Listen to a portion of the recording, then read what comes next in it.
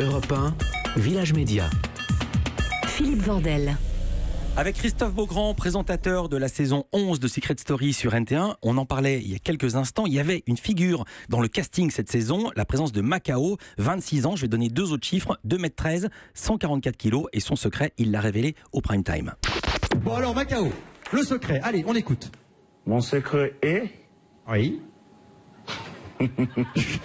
Ça le fait marrer en plus. J'étais le garde du corps du président. Hey. Hey, on sent l'acteur studio.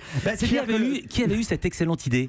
On a une équipe de casteurs qui travaille. Il y a tout un tas de dossiers qui nous parviennent parce que les gens s'inscrivent. Et puis aussi des gens qu'on va chercher. Et en l'occurrence, Macao, c'est un candidat qu'on est allé chercher. Il s'appelle Robin, le jeune casteur qui a eu cette idée et qui a réussi à convaincre Macao. Très bonne idée, sauf que Macao s'est fait éliminer du campus des secrets alors qu'il était le chouchou des internautes. Pourquoi et comment cette erreur de prod? On dit que d'habitude, la prod s'arrange toujours pour que celui qui est aimé reste. Oui, alors ça, ce sont des fausses rumeurs, généralement, quand on dit ce genre de choses, parce que on a toujours et tous les ans des surprises et des candidats qui sont soi-disant très populaires se retrouvent nominés et se retrouvent éliminés parfois un peu avant l'heure. C'est toujours le public qui décide. Je vous rappelle que dans la maison, en fait, quand on décide des nominés, ce n'est pas la production qui décide, ce sont les candidats, généralement les candidats filles qui nominent les garçons, les candidats garçons qui nominent les filles. Donc on peut se retrouver avec plusieurs candidats très forts. Et quand on a un face à face, il y a un huissier de justice qui surveille les votes. Ah bon? Quand on a un face, ça existe les gens honnêtes, vous savez. Vous n'en avez pas connu vous dans votre carrière, mais j'en ai connu plein. Vous venez bosser à TF1, vous allez comprendre. Mais je pensais que la télé-réalité était une énorme mise en scène. C'est pas un reproche, c'est un jeu. Mais en fait, beaucoup de gens le croient parce qu'il y a beaucoup de fantasmes autour de la télé-réalité, beaucoup de paranoïa. Mais effectivement, on a très régulièrement des surprises et des candidats qu'on pense très forts.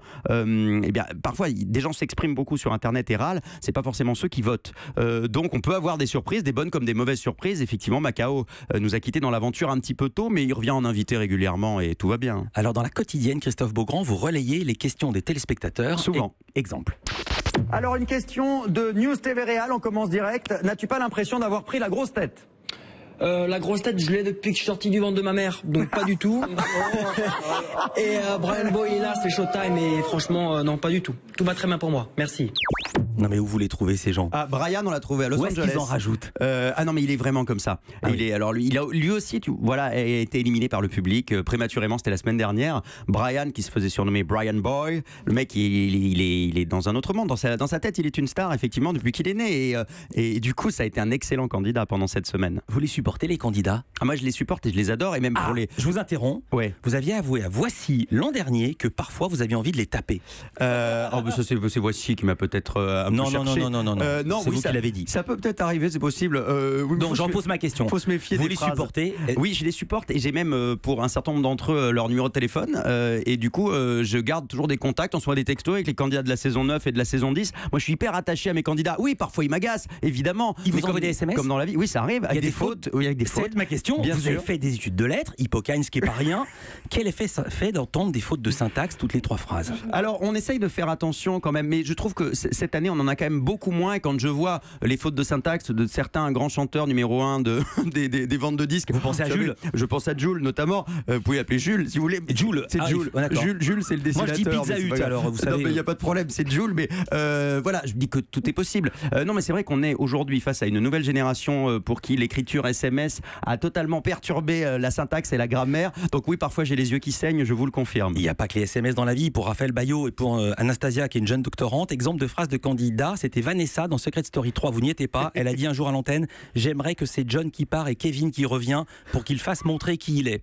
Oui. Moi j'en ai une qui était formidable, c'était je crois en saison 2. Elle s'appelait Daniela et elle nous a quand même dit: je suis têtue comme une moule.